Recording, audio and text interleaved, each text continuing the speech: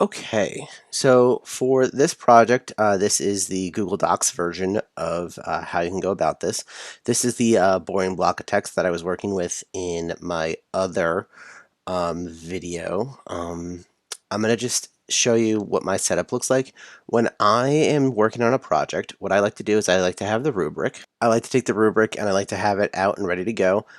In this particular instance, I have the rubric on another screen. I have a Mac Mini running two, small screens, and I can keep one with the rubric on one side, and I can keep working on the other. When I don't have this lovely setup, I like to either print out the rubric so I can have that in front of me, or worst case scenario, I just have it on another tab and I can flip back and forth.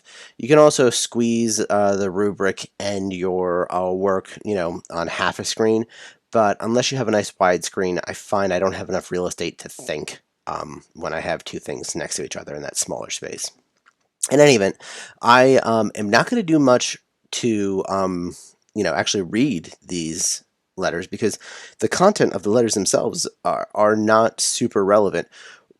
What is relevant, however, is when I look at your letter, I want to see a nice, clean looking, well written, and well formatted item. So the first thing on my rubric is it says that the letter you have chosen satisfies the requirements of a professional letter. It is at least 200 words, has a professional salutation, and signature. So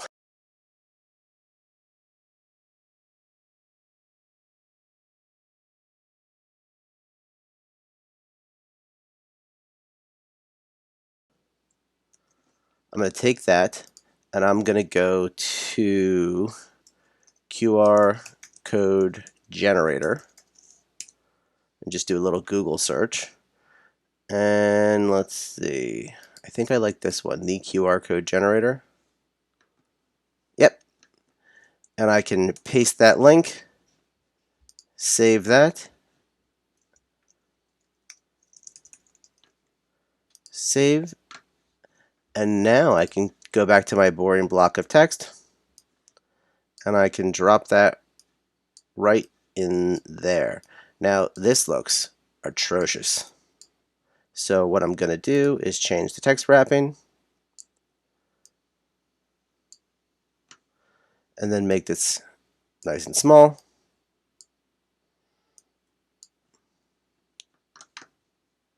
So we're going to insert a, let's do a bolded list.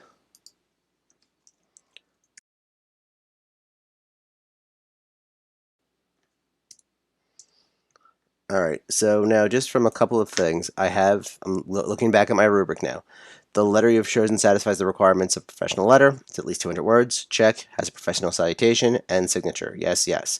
You've added context through formatting, making the letter engaging and not too abrasive. I feel like I can go back and do that. You've inserted a table or bolded list. You've changed fonts. I've changed some fonts, but I haven't added any emphasis, bold, italics, underline. All right, so because your student has been identified as a possible candidate for the Gifted and Talented program. So I'm going to take that. I think this is a nice thing to bold.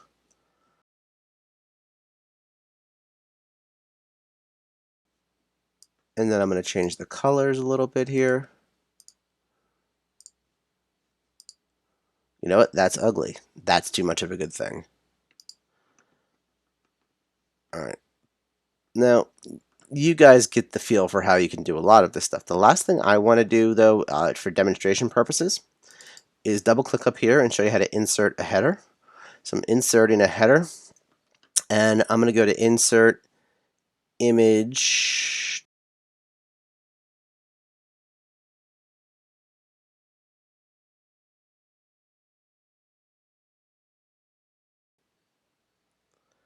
Still on one page. I don't love that look though. So what I'm going to do, since I have 4 items here, is going to make this real fancy. I'm going to insert a table 2 by 2. I'm going to take that, put it here.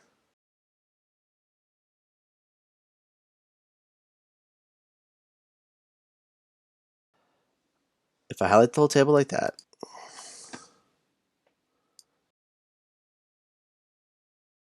Table properties, table border, clear. Okay. Now I have a nice clear table. And that looks pretty good to me.